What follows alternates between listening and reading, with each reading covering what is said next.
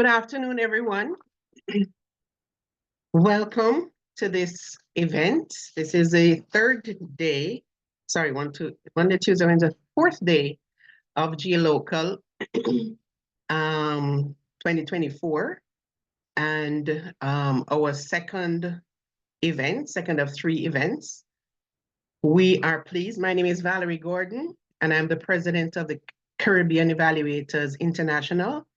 We are very pleased to be partnering with CLEARLAC and the Sir Arthur Lewis Institute for Social and Economic Studies, SALISIS, University of the West Indies, as well as the Global Evaluation Institute for this. Actually, it's our fifth time doing gLOCAL. The only one we missed was in 2020.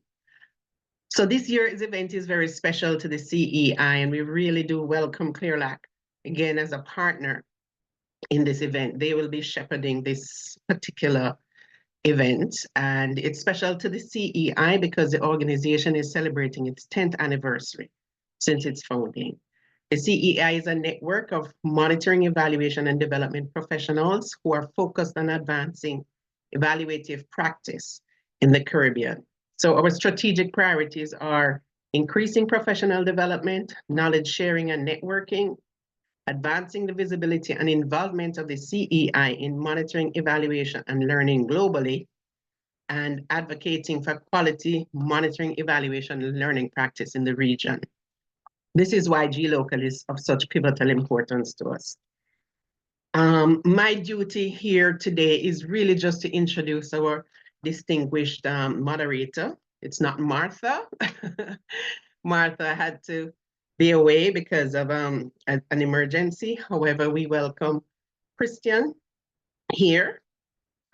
So Christian Crespo is the Executive Director of CLEARLAC, which stands for the Center for Learning on Evaluation and Results for Latin America and the Caribbean. He holds a PhD degree in social policy at the London School of Economics, Masters of Public Policy from the University of California, and an undergrad degree in industrial engineering from the Pontificia Universidad Católica de Chile. He's so young to have all these things behind his name, but we'll accept it. He has experience in applied research, policy, program design, and evaluation for governmental agencies at central and local levels, universities, and non-NGOs. In his previous work, he developed monitoring systems, implemented quasi-experimental designs, and assessed targeting instruments using administrative data sets. He has published evaluation-related papers in peer-reviewed journals. He has also served as the head of research department at the University of Social Development and for public policy evaluation for the Public Policy Evaluation Department at the Undersecretary of Crime Prevention. We welcome Christian, and I hand over the proceedings to him. Thank you. Thank you very much, Valerie. We are delighted to be here, to be partnered with the CEI in this event and in this week. It's our pleasure to be hosting our event. So good morning, good afternoon, everyone, depending where in the region are you joining us.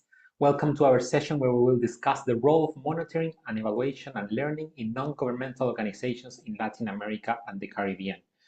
And this is really a topic that either for me and Valerie, we think it's of uttermost strategic importance, right?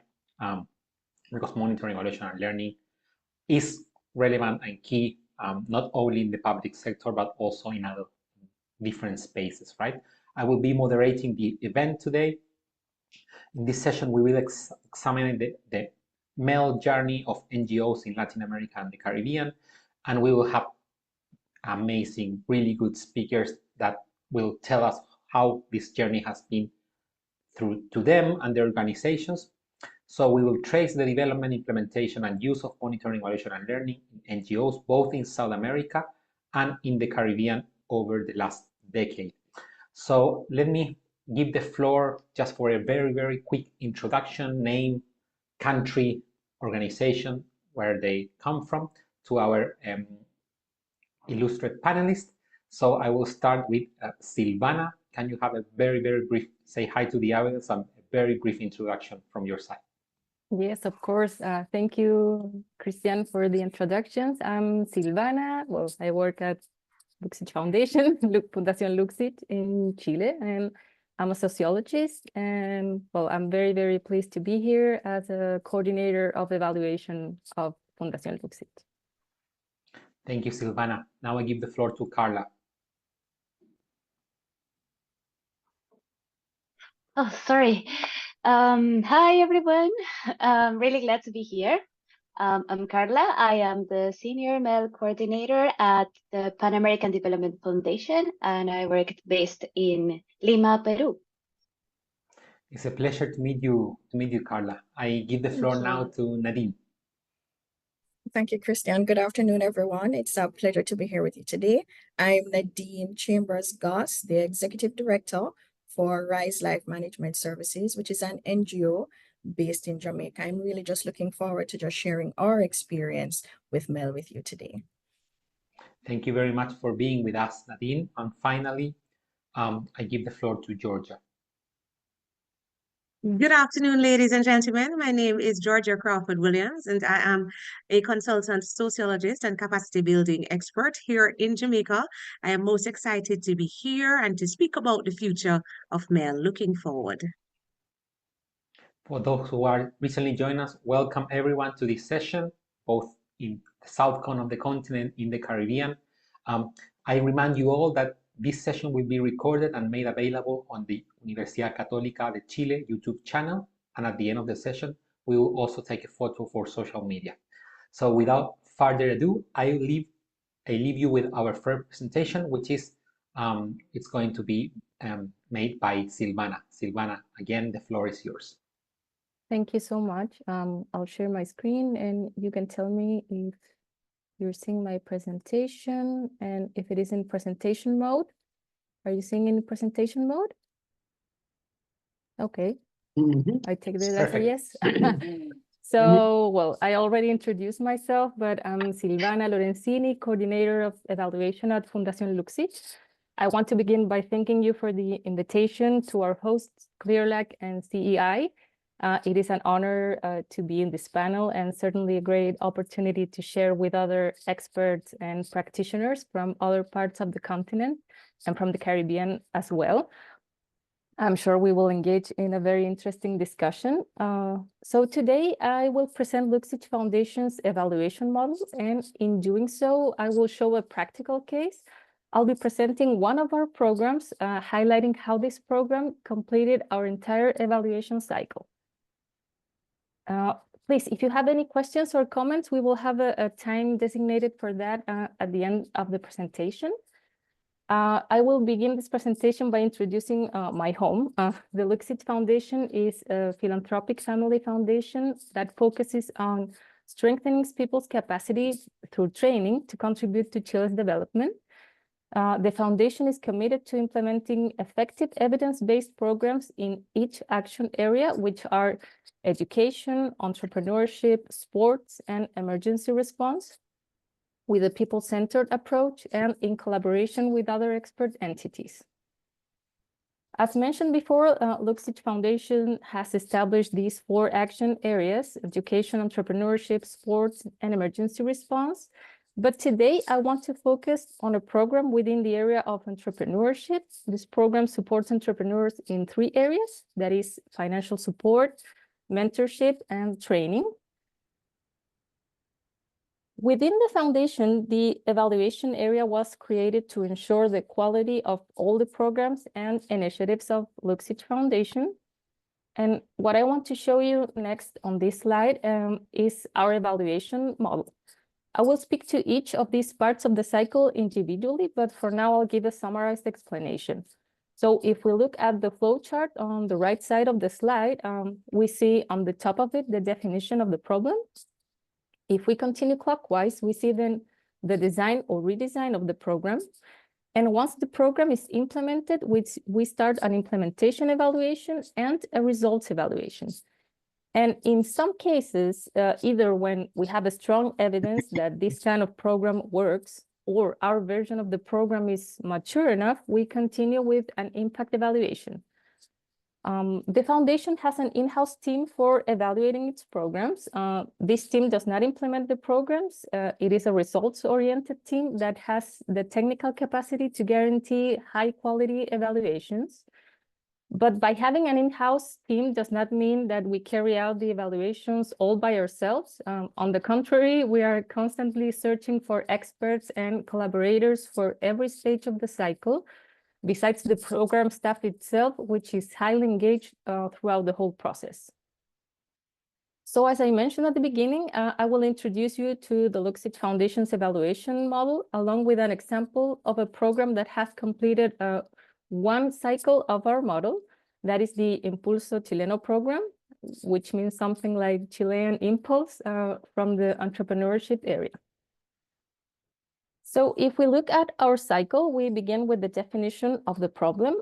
These steps involves research about the type of users, possible components, and also ways of implementation with primary and secondary data, and the elaboration of a tree problem. Some of you must know them. This is a graphic way of seeing the main problem on the center, the causes on the roots, and the consequences on the branches. And after this step, we begin with the program design, where we define the beneficiary profile and also the theory of change. We also define the impact variable and some relevant indicators. And in this phase, the implementation stages begin to develop, considering a user experience approach. So how did these parts of the cycle work for Impulso Chileno? We'll see it right now, but first a little introduction of our program. Impulso Chileno is a 6-month program that supports entrepreneurs through training, mentorship, and financial support. Its first version was on 2018-2019, and currently the program is being developed in partnership with the Pontifical Catholic University of Chile and the Simón de Sirene Corporation. Although the first version of the program was implemented in 2019, it was in 2020 where a redesign was proposed. As a first step, the foundation adopted a rigorous data collection process. This process included initial research, interviews with public and private stakeholders, reviews of existing bodies of work, and also other local and global initiatives that responded to the same challenge.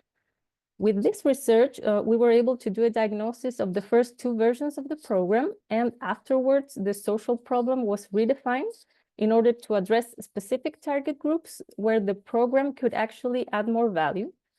In the meantime, a consultancy process began, so we could count on an expert view for the redesign, which was actually a co-design of the program. So, as shown in this slide, in collaboration with this expert consultant, a new theory of change specifically tailored for micro, small, and medium enterprises was developed. The final results were established at sales increase and the improvement of labor and economic well-being.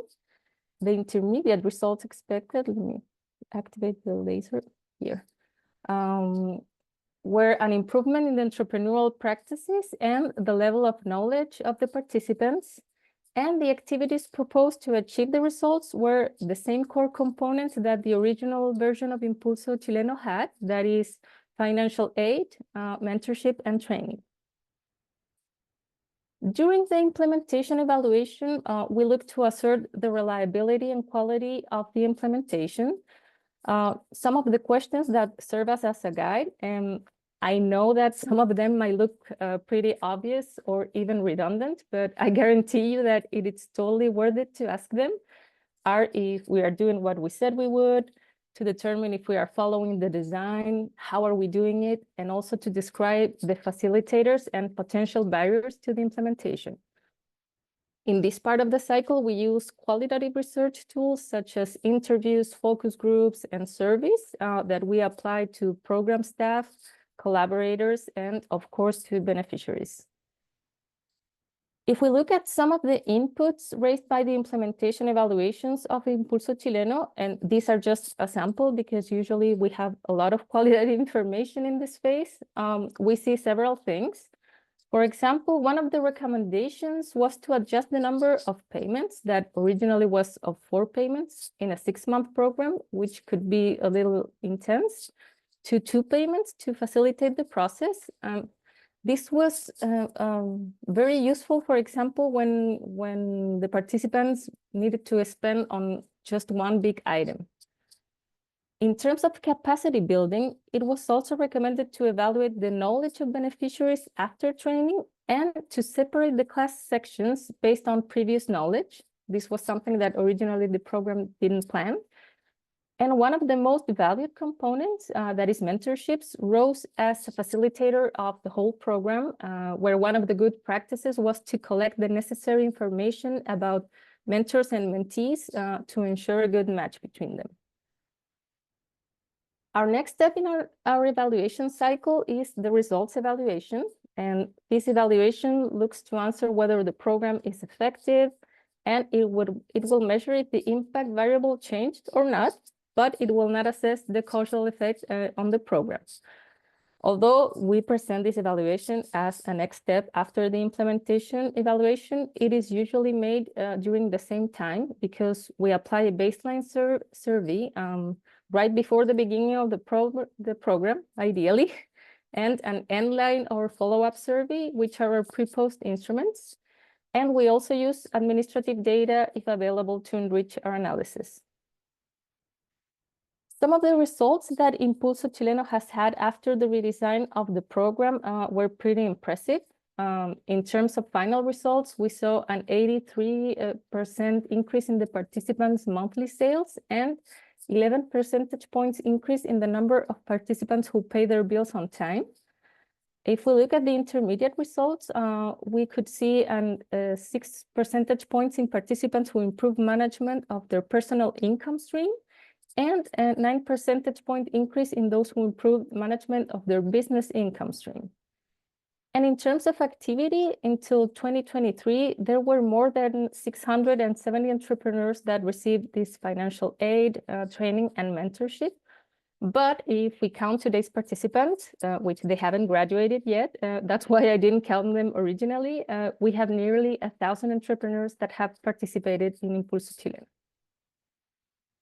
Finally, we evaluate if an impact evaluation can be made. We don't carry an impact evaluation with every program because it's not possible. That's why the outline of the circle is dotted. Besides the fact that an impact evaluation is expensive, we do analyze the possibility of escalating the program before even thinking of an impact evaluation. And sometimes the features of the program itself does not allow to do a rigorous impact evaluation. However, in those programs where it is possible, we look to assert cause and effect relationships, that is, to establish what would have happened if the beneficiaries had not participated in the program. This can be asserted by estimating a counterfactual, which can be made with different methodological alternatives, such as randomized control trials, statistical matching, differences in differences, among others. And this is very important. These evaluations are carried out usually in partnership with universities or academics due to their complexity. In the case of Impulso Chileno, a partnership was made with JPAL to conduct an impact evaluation in 2023. The evaluation had an experimental design, that is, a randomized control trial was made where the top 500 enterprises participating in the competition were assigned into treatment and control groups to measure the effect on the enterprise's growth. In-person baseline and follow-up surveys were conducted, which will be enriched with administrative data. And currently, the data is being analyzed. We don't have the results yet, I'm afraid. And a partnership has been made with the Chilean Central Bank to have access to some financial information about participants. So, well, this is to wrap up. Impulso Chileno is one of our programs that has completed the entire evaluation cycle. And although we are aware that not every program can or even is expected to have an impact evaluation, we do put our efforts into having rigorous evaluations of our programs to guarantee their quality and effectiveness. Whew, so that's the end. I think that I managed to keep the length on the 15 minutes. So if you have, well, if anybody's interested in knowing more about Luksic Foundation, there's the website. And thank you. Thank you very much. Thank you, Silvana. I'm always amazed by this thread in the evaluation cycle, right? And how you take the learning part in each step of the cycle. So I kind of think that you are redefining the acronym, right? It's like learning, design, learning, monitoring, learning, evaluation, and then do it all again now. So I think it's a really interesting model to follow, not only on civil society or NGOs, but in general. I think it's really something that I think it's very interesting to show and debate about. So we will get into that more in the question parts. Now I'm giving the floor to Karla. Thank you, Silvana, again for your presentation. Karla, the floor is yours.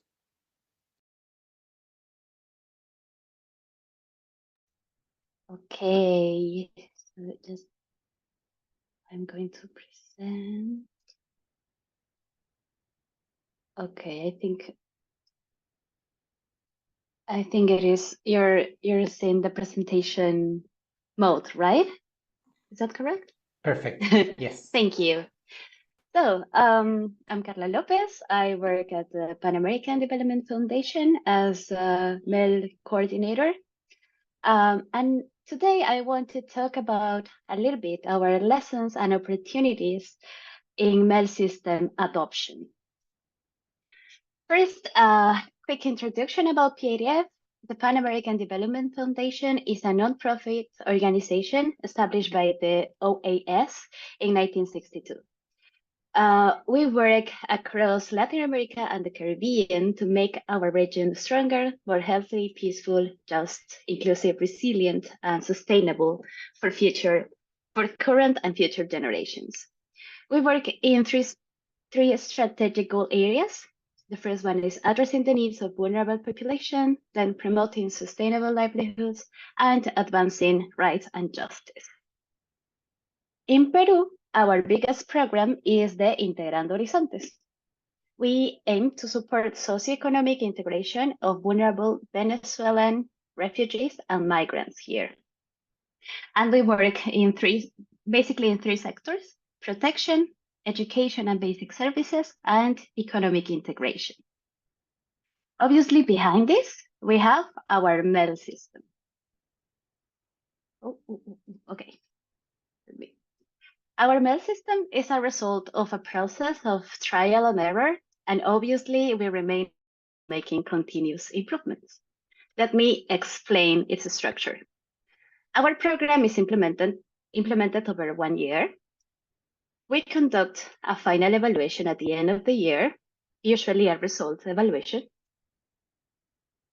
Throughout the implementation phase, we continuously collect data to monitor the program's progress. We tracked quantitative data to measure progress and achieve the set indicators. And additionally, we periodically collect qualitative data, is what we call qualitative monitoring. Through conducting interviews, focus group, or participatory workshops, we have the opportunity to listen to our beneficiaries in order to make adjustments or improvements in the provision of our services. As the last component of the MEL system, we have the learning sessions. These sessions aim to share the results of our monitoring processes and share our new knowledge, what we have learned in the last quarter. Finally, I should say that it is not a linear process. For the following year, we will have the insights from our latest evaluation, allowing the cycle to repeat and evolve. So finally, it will look more as a spiral that is becoming wider and wider as we incorporate new knowledge each period. As I mentioned earlier, this has been a process of trial and error, and we have learned many lessons. I want to share with you 5 key lessons that we have learned in the implementation of the MEL system. The first one, Qualitative monitoring has become the cornerstone of our MEL system, particularly in what we have called transformative monitoring. Regularly listen to direct beneficiaries of the program has allowed us to make improvements and adjustments during its implementation process, rather than just waiting till the end to make the evaluation. This photo shows a workshop we held last year with programs beneficiaries of legal support, for instance. We employed some participatory methodologies that implied the construction of graphics and chart, as you can see. Activities like this one enable us to gain insights into beneficiaries' feedback about our services and also know about the effects of the program on their services, their lives, I'm sorry. The second lesson learning opportunity. PIDF works with implementing partners, as I said before, including NGOs and community organizations. This presents a unique challenge in MEL work, as these organizations come with different levels of knowledge, expertise, or even different levels of interest about MEL topics. To address this, we focus on building capacities with these organizations. We try to take a decolonial and participatory approach that respects and incorporates their previous knowledge and experiences in the field. This approach has allowed us to grow as a team and develop a robust MEL system, since it promotes involving and ownership. In these photos, you can see our last meeting, our last learning session, where the partners had the opportunity to explain the main challenges they faced in implementing the MEL system the previous quarter, for instance. Our third lesson, combining strategic organization with creative but informed improvisation. Even though we may have defined a MEL system and a MEL plan at the beginning of the program's implementation, even though we have everything organized at the beginning, it's important to remember that changes will occur. Context can vary, and there are things we just cannot control.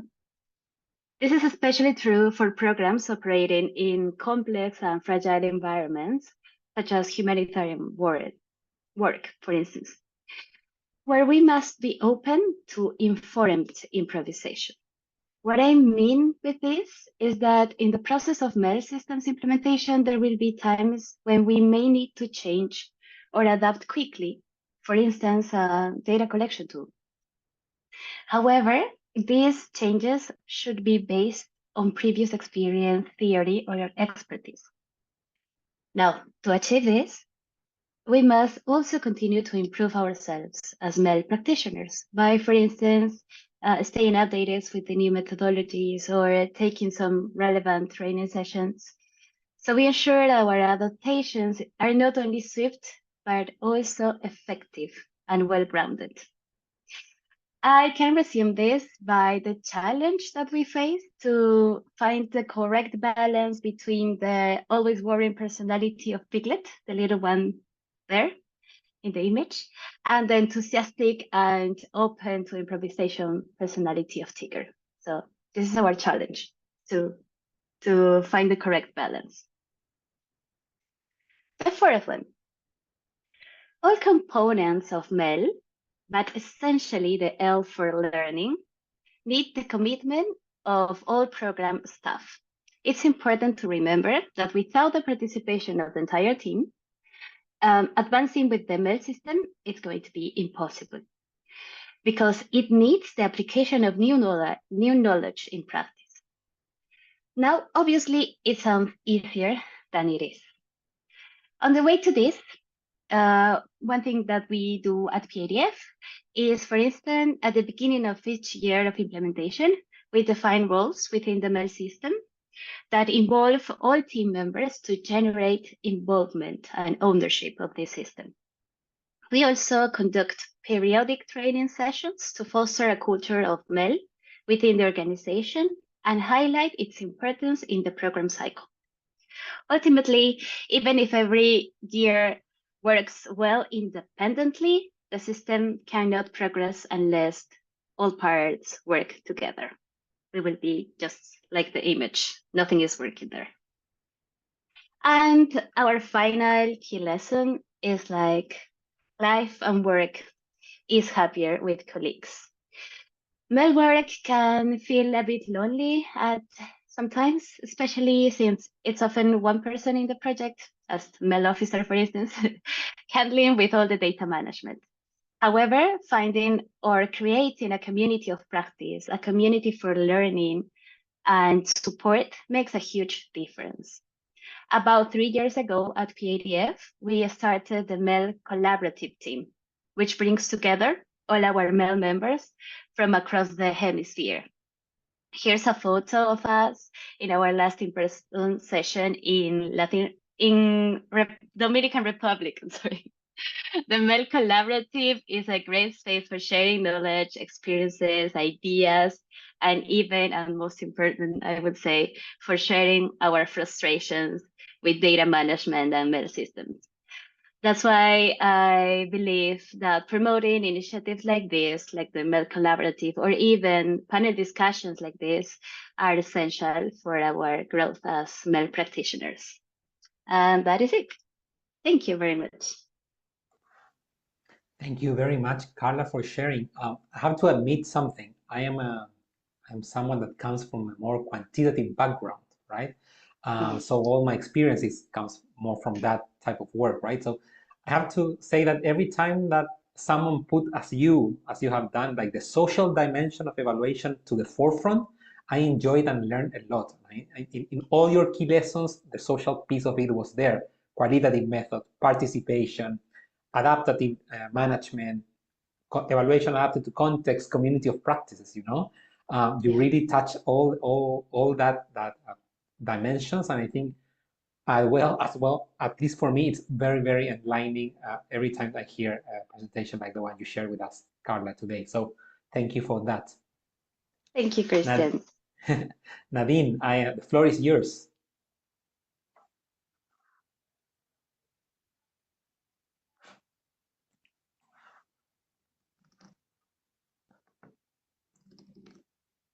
Thank you so much, Christian. I'm just getting on. I'm here really to speak and just how MEL has really helped us to increase our organizational efficiency and our growth. And RISE really is an acronym that stands for Reaching Individuals Through Skills and Education. So we've actually been around for about 35 years. We started in 1989 as Addiction Alert, but then we realized over the years that our programming needed to evolve. And of course, some of the things we would have noted in the field through our evaluator work, our monitoring work, would have also influenced some of the projects that we would have later come up with. Now, throughout this time, RISE has actually been able to establish itself in the CSO sector in Jamaica as one of those entities who actually champion the role of CSOs and the role of data, which is such a critical part of the whole monitoring, evaluation, and learning process that, you know, we're really passionate about it. So in 2022, in terms of the kind of impact we've been having with our projects, we actually delivered 9 projects that reached about 23,000 persons. And then last year, we reached 32,000 persons on average across 13 projects. Now, RISE's vision is really driven by establishing different types of partnership, which is why this opportunity is also wonderful to be here this afternoon, because we do believe in making connections. When you've been around for a while, we see it as our responsibility to share what we have learned. And of course, key to that, it's also embedded even in our strategic plan, is really our role in contributing to the broader recognition of the role of CSOs in terms of how they contribute to national development. And one of the ways that we've been doing it is also by working with the university and the Planning Institute of Jamaica to develop a particular tool, a comprehensive measurement tool that will be able to determine the social return on investment. And of course, for that, it's all going to be based on data, both qualitative and quantitative. And this is another reason why MEL is of particular importance for us at RISE. Now, RISE really focuses on a number of areas. At the core of everything that we do is changing lives for the better. And this has caused us or allowed us the opportunity and the privilege to work in a number of spaces, including community development, gender-based violence, human rights as well, and of course, substance abuse, which is like one of our key programs that we've been championing over the years.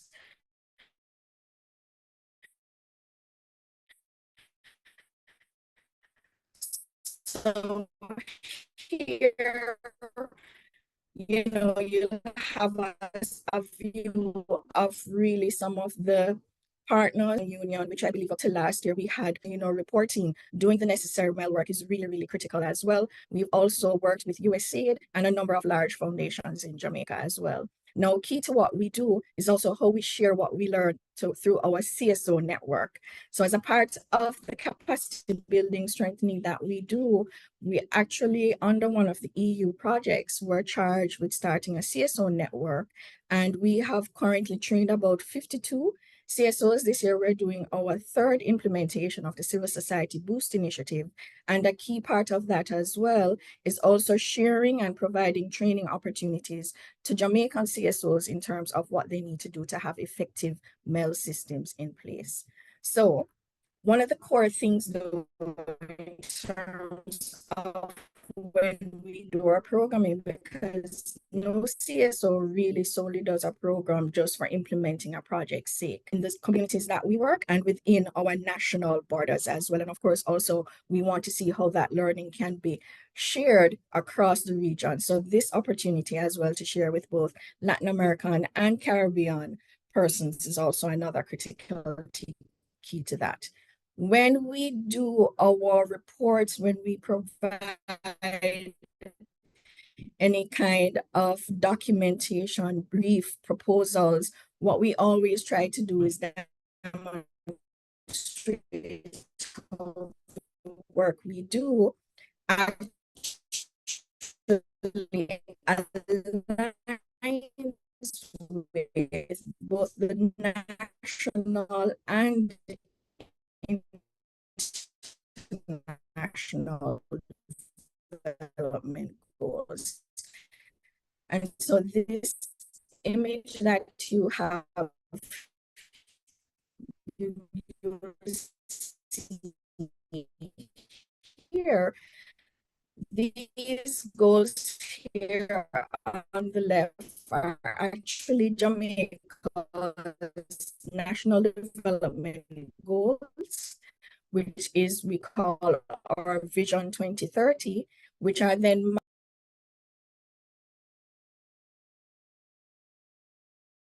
I'm afraid we unfortunately lost Nadine. Her connection was breaking up. Let's give us her a few minutes to come back.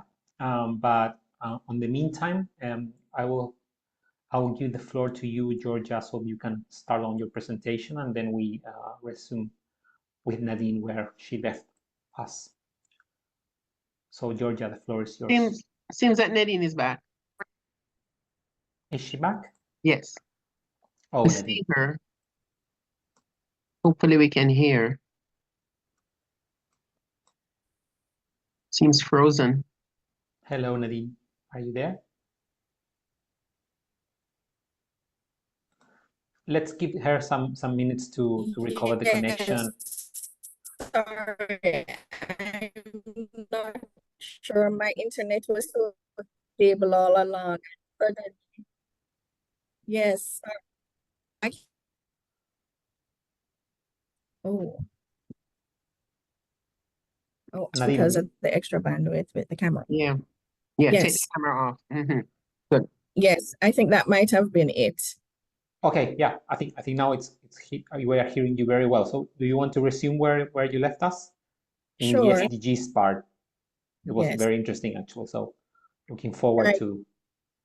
So I'm not sure where I cut off, so I'll just kind of track back. So really, whenever we do our different projects, what we try to do is kind of frame them or contextualize them in terms of both our local or our national and as well as the international development goals. So here on the left, these 4 goals actually speak to Jamaica's national development goal, which we refer to as Vision 2030. And then these are all mapped to the respective sustainable development goals, those international goals. And then on the right, these are actually how these goals then map into government priority areas. And these are particularly selected because this is also where our projects also fall and make an impact in terms of the populations that we serve. And so when we gather this data, we always ensure there is a section in all our reports that speak to this. And even if it is a letter that we're submitting to a private sector donor, we try to frame it in the sense that we've done this project, we've reached 80 persons. When you support our program, you're actually contributing, for example, to goal number 1 of our national development, which is helping Jamaicans to become empowered to achieve their fullest potential. And normally this will work for like our educational based program. And, you know, we get the facts in terms of the human capital index to also appeal to our private sector donors, especially because we know that there is a concern in terms of the productivity levels in Jamaica and the skill set of our workforce. So all this information that we would have gathered on our respective projects, we kind of contextualize them when we're doing our MEL-based reports or funding material and incorporate that as well. Now, you know, the reality of it is we do a lot, but we actually are only a team of 12, and this includes me and our office manager. We actually do not at RISE have an in-house MEL professional. And the only time we can actually call on the expertise of a MEL consultant, for example, is when we have a larger project, such as an EU project, and then we can afford to have such a person. Because the reality is, not just for RISE, but for a number of CSOs in Jamaica and potentially across the Caribbean as well, is that it is quite costly and prohibitive to get a MEL person, especially in-house, and be able to retain them. But despite this, you know, and yet we're still able to deliver all our projects, all our reports on time, effectively as well. And I don't want to say more importantly, but equally as important is the fact that our focus on putting in place the things we would have picked up over the years in terms of good MEL practices has actually helped the organization to improve its organizational efficiency and also increase our growth. Now, when I'm speaking of our MEL's impact on our efficiency, so for example, we have had to develop different forms of templates, both in terms of registers. So for example, we ensure that we have data capturing gender, you know, male, female, we have age, everything that our donor partners would be required so that the data is there and they can break it down as needed. One of the other good things as well, you know, we develop also templates for reports. So you can imagine when you have a team of 10 really to implement 13 projects last year, being able to quickly draw on these templates has been huge. And I'll give you one example. We had an opportunity last year from a new foundation in the space, and they wanted 4 concept notes from each entity. Now, we don't have the number of bodies to do that. So what we did, because of the templates, we could get a team together. Persons could then go to a particular folder on SharePoint, get the information that they need pertaining to a particular project area. Even our Lifeline administrator was one of those persons, because we have this orientation session, you know, before we start these activities. And that is actually the project that won the grant. And so had we not had these things put in place, you know, these templates, these information that we can access quickly, the data extracted from all our midterm reports and final reports, then this would have been a very difficult thing for us to do. There are opportunities that we would have missed out on. The other thing as well is really now, you know, we're always busy. We always have projects doing, but nonetheless, what we recognize now is that, you know, it's not just writing the report and it's done. We also now force ourselves, we place it on our calendars to make sure we have those team meetings to go over the lessons that we've learned and actually to put some of those things into practice. So that has also been very instrumental for us. And of course, you know, RISE has been able to attract quite a bit of funding. And because of that and our reputation of delivering excellent projects on time, on within budget, we have been asked in several instances to serve as a mentor agency to youth-led organizations, for example, or very new CSOs in the space. So when we have these templates, for example, this helps us to really better deliver on our role as a mentor agency to these younger CSOs. And one of the important things as well, because for example, under our EU grants, which EU grants are very difficult for most local CSOs to win, simply because also of the, well, it's very demanding and rigorous. And then there is that component of the applicant's contribution, which is cash, and many CSOs can't come up with that cash component. And so we provide third-party grant under every single EU project that we get.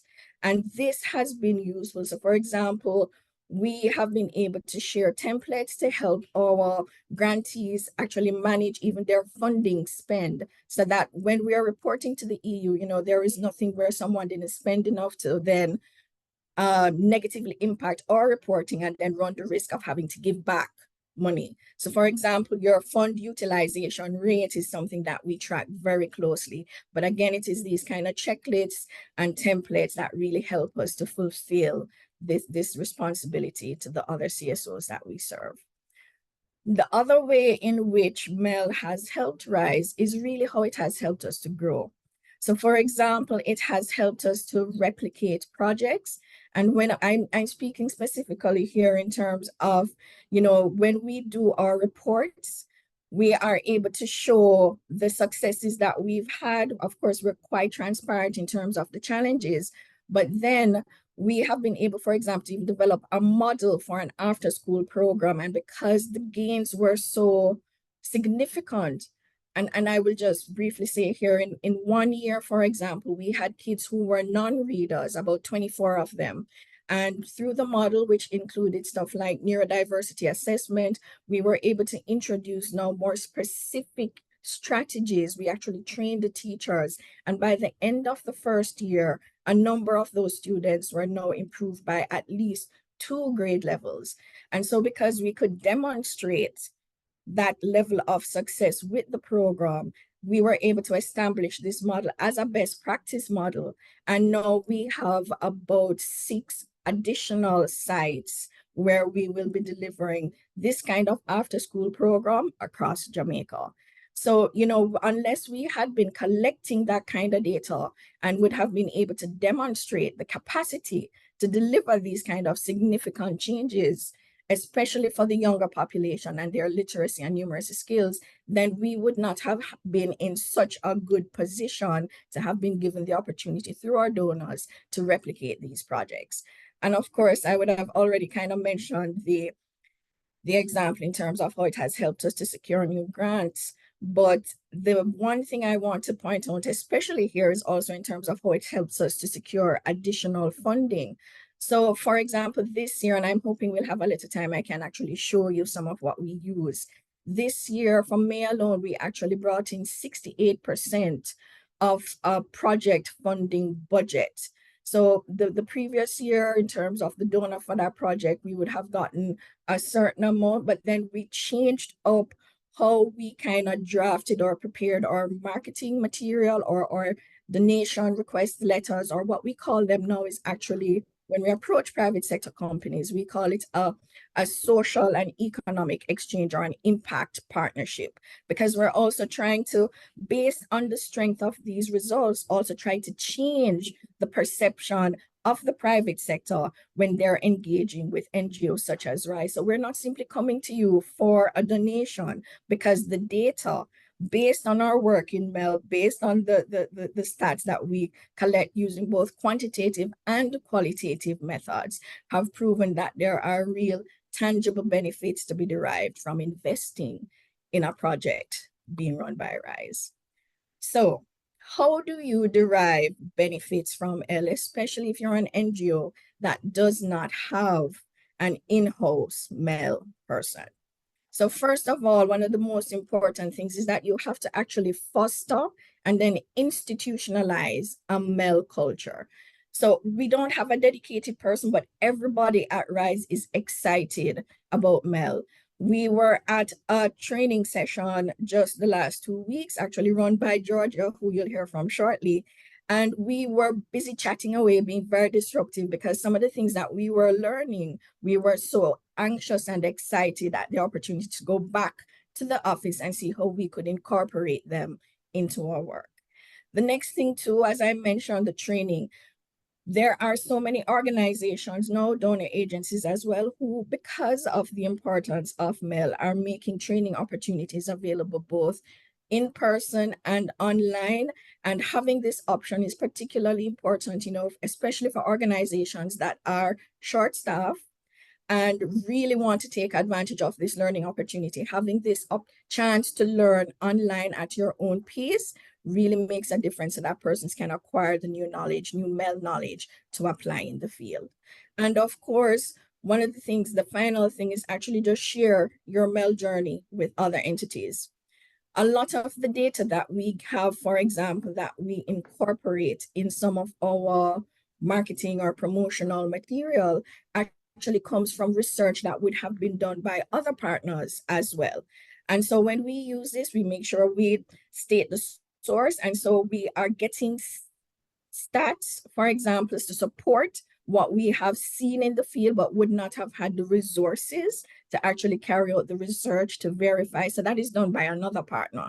And then we're able to utilize their data in our material. And then they also get the recognition for the work that they would have done. And of course, opportunities such as this where you can share, because you never know what may happen, what other partnerships can come up, you know, where we can work together, do some serious work in terms of the data evidence to make a difference in the communities that we serve, and of course, our respective countries and territory. So I have a thank you here, but if I can quickly just add, Nadine, I think we are good on time, okay. but we can make some follow-up during the questions round. Is that That's okay? fine. Thank you so much, Christian. Thank you. Though I want to emphasize what I really enjoyed from your presentation is that you brought us a larger picture of where NGOs operate, right? You really illustrated an ecosystem, right?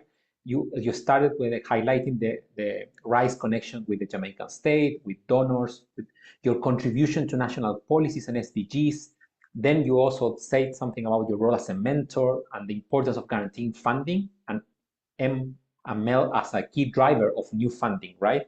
So I think that's the reality of NGOs all over Latin America, right? They are constrained by resources. They are part of a larger ecosystem. They serve governments, other stakeholders, you know?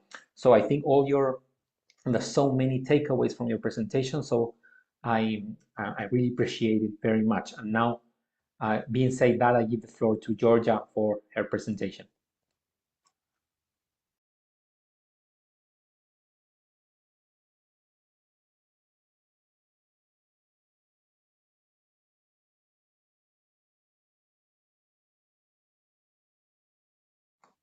Georgia, are you with us? Yes, it's coming. Yes, perfect. Are you hearing me? We hear you very well. Wonderful. Good afternoon, ladies and gentlemen. And I'm just going to be following up on what Nadine just spoke about as it relates to NGOs and what it is that you guys have been doing and the challenges some of us have been facing as it relates to monitoring, evaluation, and learning. So for those of us who might have joined us late, my name is Georgia Crawford Williams, and I'm a capacity building expert and a consultant sociologist based in Jamaica. And today I want to speak about AI-driven MEL, you know, modernizing monitoring, evaluation, and learning, which is a passion of mine. Now, last year, I had the opportunity to be a part of a USAID project, which was aimed at improving the MEL capacity of NGOs in the Caribbean Basin. Now, we went ahead and we did an organizational assessment of the NGOs. We did a capacity gap assessment, a MEL capacity gap assessment of about 22 of the selected organizations after the organizational assessment. And what we found was that, these organizations were good organizations. They were hard workers. They were having good results. You could hear it from the lips of their beneficiaries. When you took a look at, the communities that they had spent time in for a while, you could see the real change. However, as it relates to monitoring, evaluation, and learning, it was woefully inadequate. When we spoke about, structured implementation of MEL and MEL being just a part of the work that they did and the projects that they did, we found that they weren't doing as much as they ought. There are some organizations that really wasn't doing anything at all. And when we took a look at the bigger picture, we found that there were many challenges that were being faced by the NGOs in the Caribbean, which actually acted as barriers to monitoring, evaluation, and learning in their organizations. So we found that many of them were understaffed. We're talking about NGOs that had 2 or 3 full-time employees only. Yeah, we found that many lacked resources, financial resources, human resources, just sometimes the space resources. We found that they had limited technical skills as it related to monitoring, evaluation, and learning. Nadine made mention of the fact that they had no MEL practitioner, and she's one of the bigger organizations, as it relates to NGOs in Jamaica. So we found that there were certain barriers that really did not lend itself to proper implementation of MEL. And that when these organizations went out, their aim really was to implement their projects, was to create the change that they wanted to see and knew that they could do. But monitoring, evaluation, and learning many times was not seen as a major part of it, or would not be a major part of it. As a consequence, when we undertook the project, my team and I, we started thinking about how can we actually change the game? How is it that we can make it easier for these organizations with the limited resources that they have and all the challenges that they face? How can we change their culture so that monitoring, evaluation, and learning becomes an automatic part of what it is that they do? These organizations with 2 persons that change staff very regularly. And so if it is that you train one staff member, you find that 6 months later, there's a brand new staff member who had never been exposed. What do you do? And we came up with the solution of AI-driven MEL. We decided that we would take full advantage of artificial intelligence and what it is that it has to offer. Now, artificial intelligence, according to Techopedia, is a branch of computer science that uses computational models to perform tasks previously required human intelligence. But for us, what it was a means through which we could demystify and simplify MEL. We had found that it presented us with an opportunity where we could actually say, hey, here is an easier way to get things done. Or this is how we can provide you with a foundation on which you can start. And so it doesn't seem as if you're looking in a deep, dark, black hole when it is that you're asked, to start looking at monitoring, evaluation, and learning. And the term deep, dark, black hole is actually a term that we took from an entity when we asked them to really describe their experience with MEL. And they said it was like looking in a deep, dark, black hole. We didn't want that. We wanted to change that experience. And so we developed our own MEL tool. We developed what we call the MEL Plan Generator. And it was an AI tool that generated for our entities monitoring, evaluation, and learning plans for their intervention programs. Now, this particular AI tool would actually take tailored information. So it would ask you to give them information about what it is that you are trying to do. And based on that information, it would use AI to actually help you to create your monitoring and evaluation plan. It will help you to develop your theory of change. It will assist you with an objective setting, etc. And all it needed was the ability to click a button to say, okay, fine, this is what we are trying to do. Now, as we went along and we started, thinking about what it is that we wanted, we decided that we needed something where it was not only easy to use, but they would also give you suggestions when it is that you found yourself at a loss and you did not have a consultant that you could call or someone right next to you who is a MEL specialist where do you turn? So we wanted this particular MEL tool to assist in that manner, that even if you don't know the answer, it can point you in the right direction. And at the end of the day, we created a tool that in 15 minutes, 20 minutes, we found that our NGOs were able to actually create their own theory of change. They were able to actually move forward and start looking at the monitoring plan. They were able to look at, what are going to be a part of my results evaluation.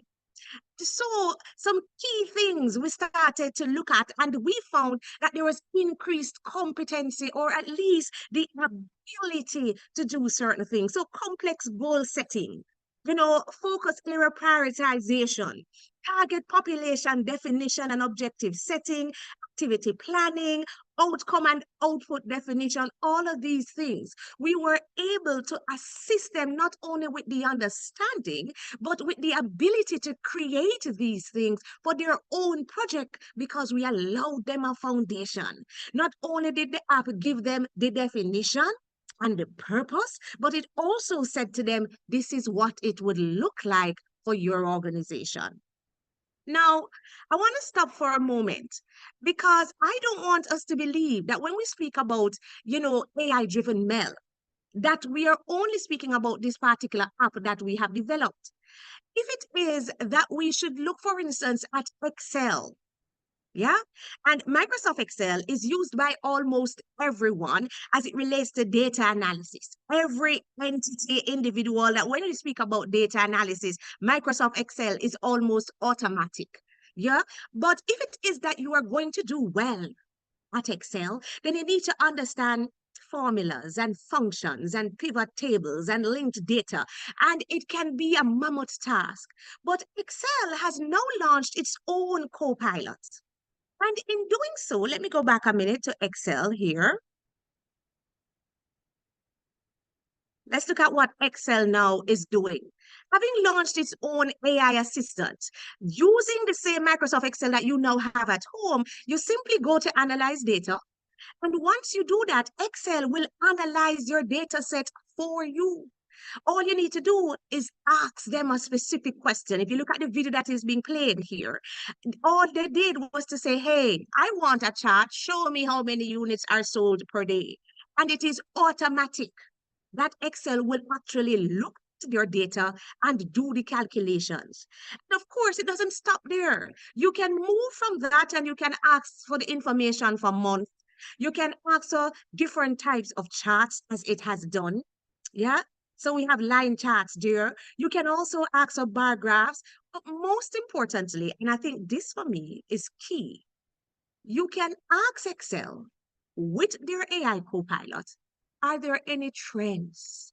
Are there any insights? Is there anything that I need to take away from this data that I might not have seen readily by looking at it?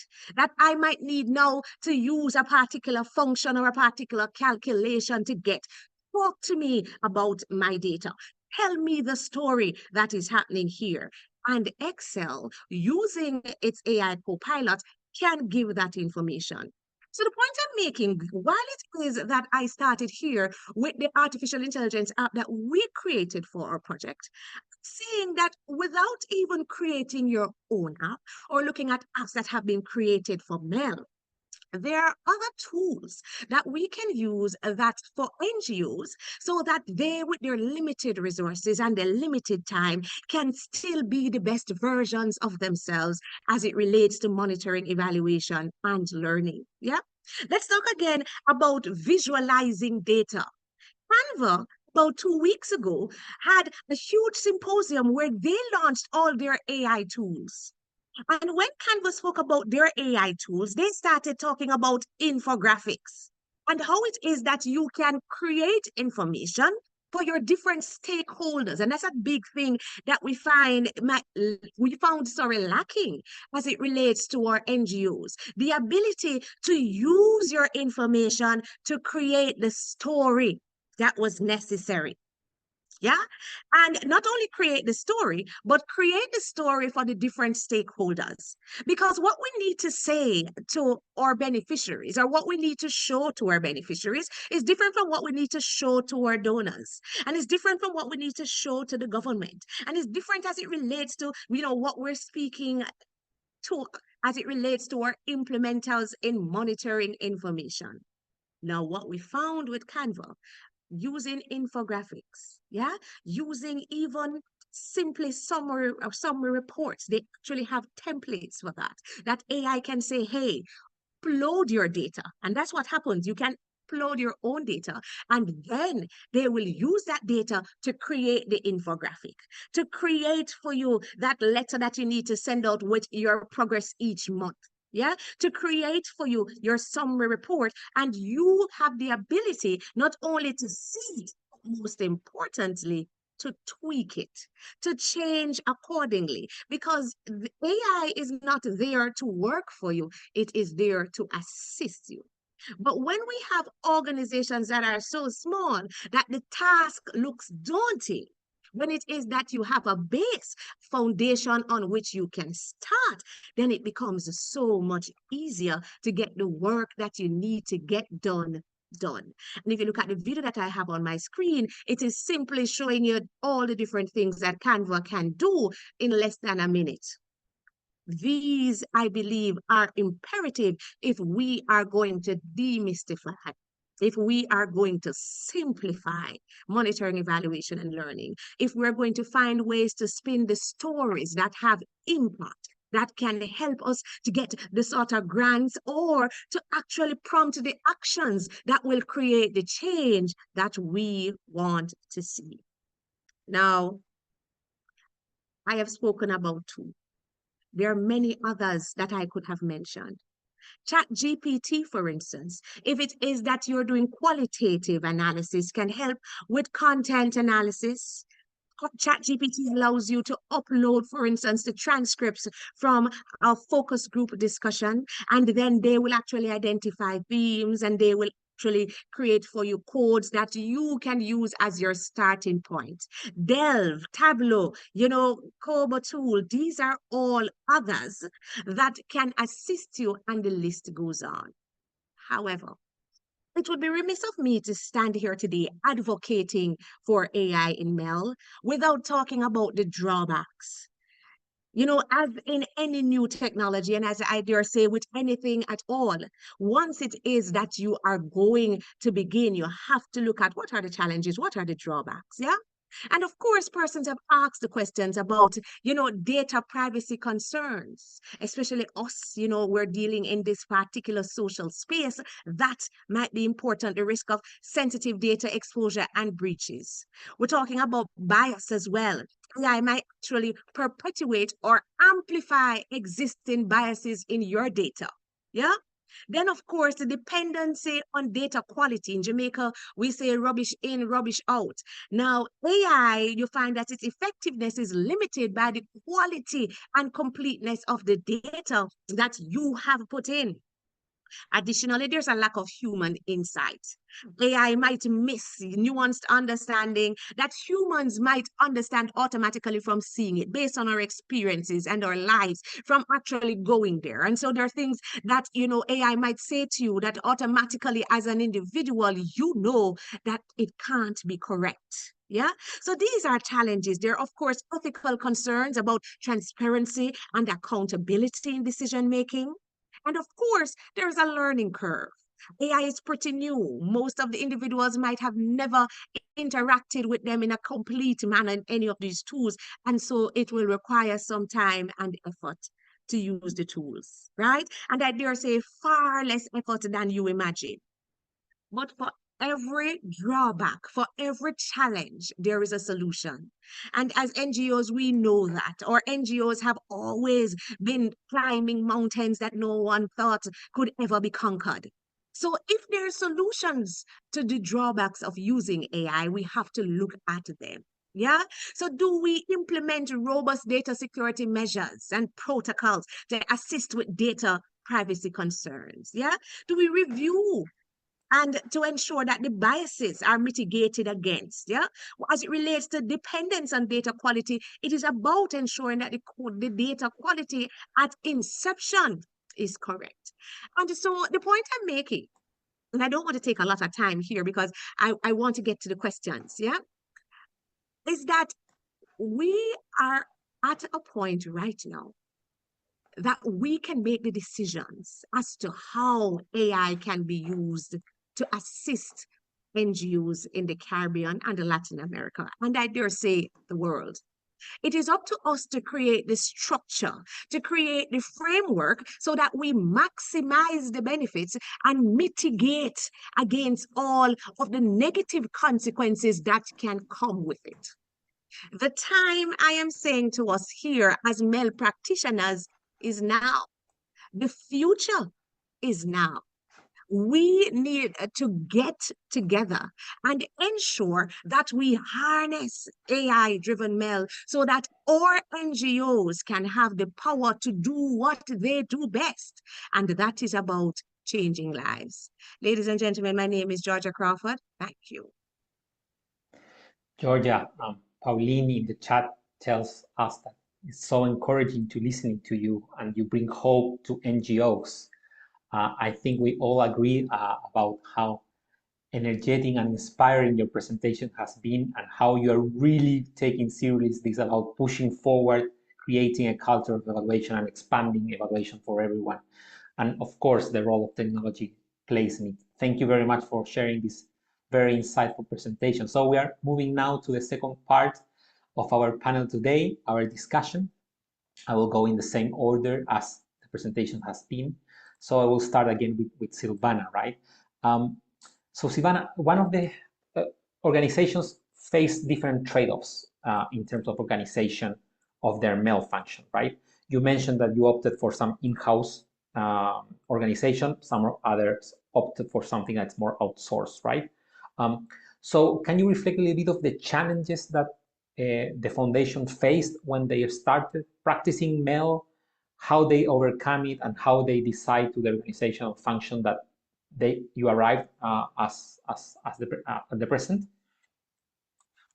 Yes, thank you, Christian, and congratulations to Karla, Nadine, Georgia. Wonderful presentations. So yeah, I mean, the foundation faced many challenges. Well, as Nadine mentioned, like having an in-house team is expensive, and since we are a family foundation, the minute the family decided to measure the impact of their social investment, one of the decisions, among others, was to create this evaluation team within the foundation.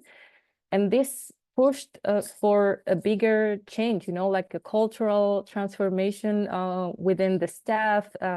They were much more exposed to us, you know, like to having someone inside looking at them. And so I guess that there was a challenge, and it required a change in the profile of workers, you know, like within the evaluation team and the staff itself, you know, like you have to have this openness to change, to knowledge, this willingness to show what you're doing.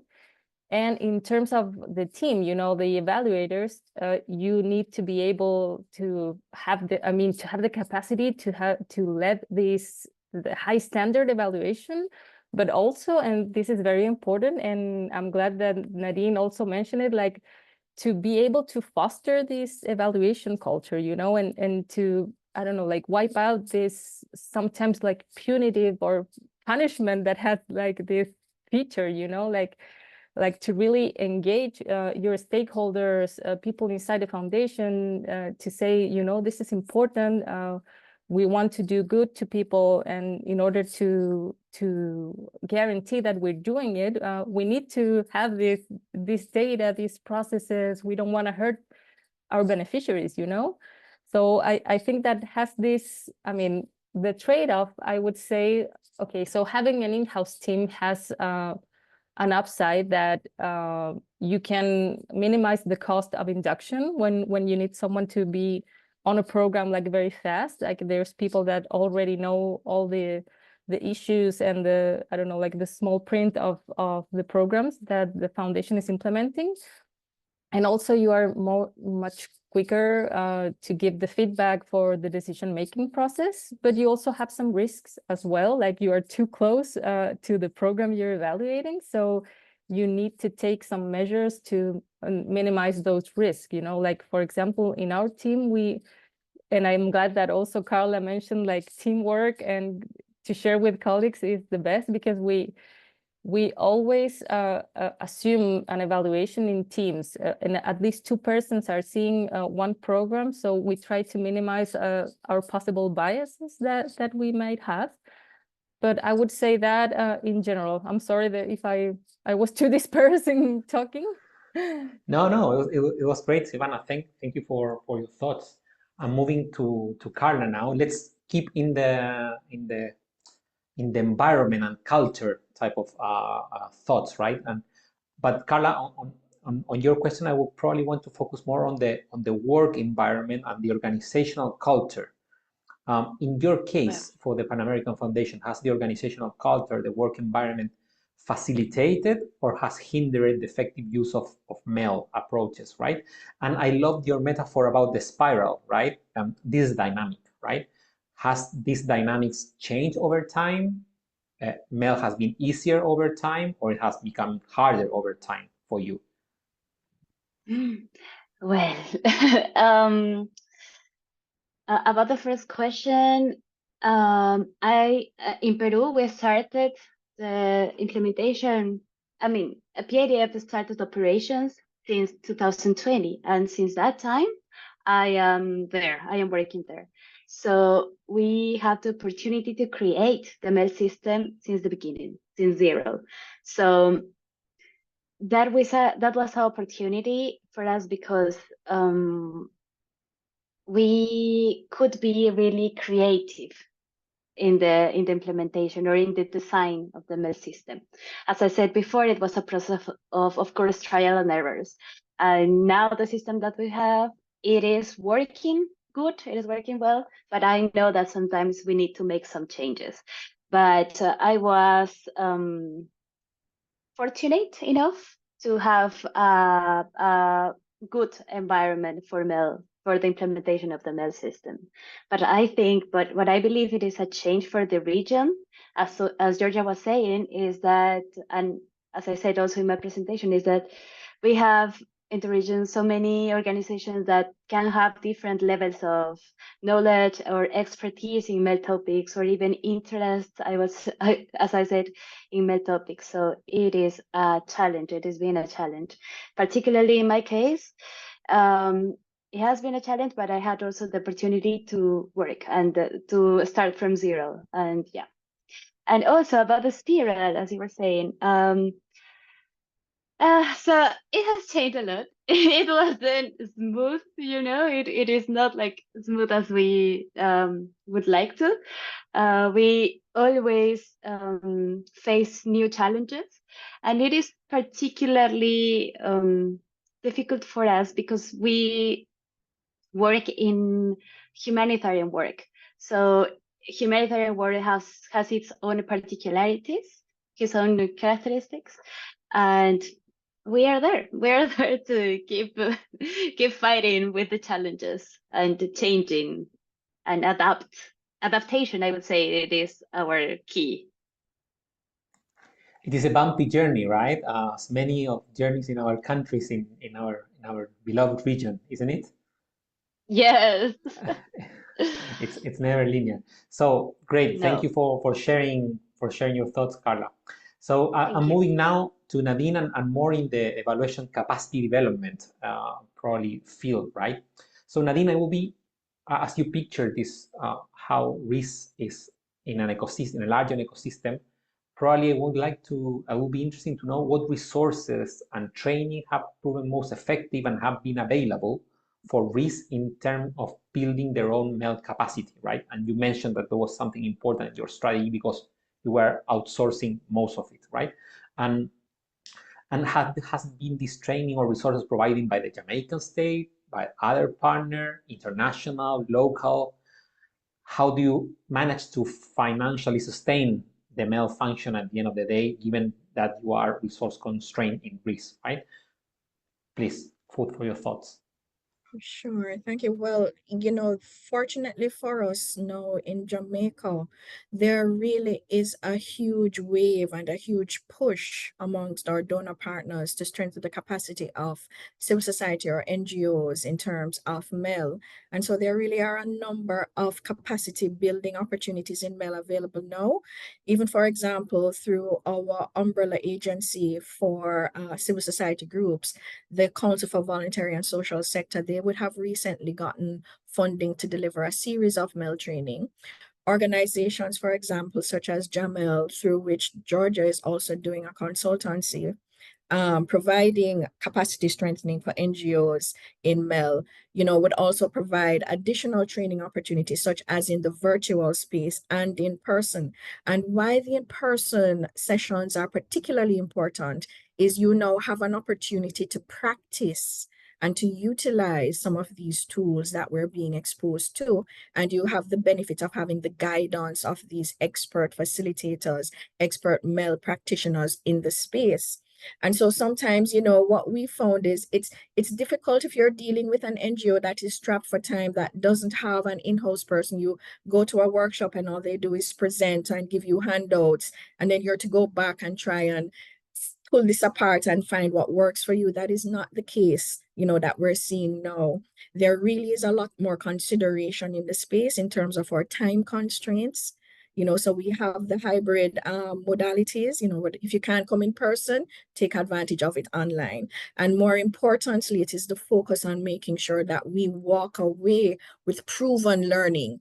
So, it's also, we're there to hold your hand, walk you through the tools, even some of the tools that Georgia would have mentioned, and the new AI capacities or capabilities. We would have recently through RISE, we had about 3 persons representing RISE in that particular training. And this actually excites you. So even in terms of when we go back to our organizations, it's now a competition in terms of who are we going to allow to go to the next set of sessions, because everybody wants an opportunity to participate and to learn. And the fact is, we don't have everybody within RISE is responsible for MEL, but they really do look forward to doing it. We have to make it manageable so these tools are useful. Seems you have created a really culture open, an organization open to innovation. I think that's fantastic. The word innovation, it's brought also by Dr. Marcia Brandon in the comments, right? And it's very connected to my question to Georgia, of course, right? So innovation, Georgia, but also the learning curve concept that you express in one of your final slides, right? It's not that easy for everyone to just jump on board, right? So do you think the use of these emerging trends or technology, artificial intelligence for evaluation, MEL, is something that small NGOs can achieve, or there might still be a barrier there? And what, in thinking about barrier obstacles, what are the ones that you have experienced in introducing artificial intelligence as a tool for MEL in NGOs, especially small ones? Okay, so we had the opportunity to actually do our capacity building program with mainly small NGOs. And, the question is one that is very good, because there are challenges and barriers, but as it relates to the learning curve, and that's one of the things that I like most about how we were able to do our capacity building. We do competency-based teaching and learning. And so once you get an opportunity to get into our workshop, you have to leave showing us what it is that you are able to do. And, as a consequence, I say to my participants that I don't set a fixed agenda. And I don't set a fixed agenda because I need to be able to be flexible, to change. And so if it is that I'm seeing that my small NGOs aren't doing what it is that they need to do so that they can leave and actually have some impact on their organizations, then we're not going to move to the next thing on the agenda, because it is not about getting to the end of the day and doing all the things that we had said that we wanted to do. It is about actually leaving with the sort of skills that can actually change your organization and change the way you work. Now, we have been very fortunate. Our entities are very, very enthusiastic. And I will say to you as well, that AI is designed to be very intuitive. And as a consequence of that, it is easier to learn to use AI tools than other tools because you simply speak to it in a manner that you would normally speak. You ask the questions that you want answered, and then you actually do what it is that you believe ought to be done. For the tools that we would have developed, we would have done it based on our MEL experience. And as a consequence of that, we would have predicted what it is that our MEL practitioners or NGOs would need and would have answered those questions. So that is that the MEL plan is a little bit more tailored. But even the other tools that exist, some of them which are free, if it is that you speak directly to it about what it is that you need, then chances are it will give you a response that you can start with. The most important part of it is to learn how to create a prompt. And so for us, that is the next step to ensure that persons can maximize the benefits that AI has to offer.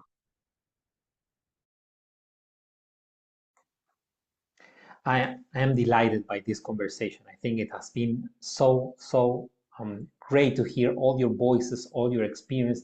I have always been convinced that NGOs have a massive role to play in MEL, but after this webinar, I am even more convinced than I was before, right? I believe NGOs can innovate, also can manage resources efficiently, and they can push the frontiers of MEL and expanding the reach for MEL for more organizations, right? And we have been a witness of this in this talk, right? Luksic foundations like bringing all this perspective about thinking about cycles of evaluation, like the Pan American Foundation really bringing forward this social aspect of evaluation. Then RISE as well, thinking and let us know think how MEL can be a driver for more resources and not an expenditure that's not necessary, right? So being seen as an opportunity, and of course, Georgia, with all the role that artificial intelligence has to play and the tools are becoming available for even small NGOs to be part of these efforts, right? So thank you very, very much for this conversation. I think it has been a great event. And the last activity that I have for all is having a picture all together to commemorate this great activity between ClearLac and the CEI. So please, if you help us turning on your cameras, our comms team will take us a picture very soon. Paula, you let us know when do we have to smile and say CEI. Okay, 1, 2, and 3. Thank you very much. Thank you, everyone. Thank you for all the panelists. Thank you for all the audience. Thank you for the energy. Thank you for just being part of gLOCAL. It's amazing to have you here, and we will see you all very soon, hopefully. Thank you. Bye-bye. Hey, bye. Bye. You.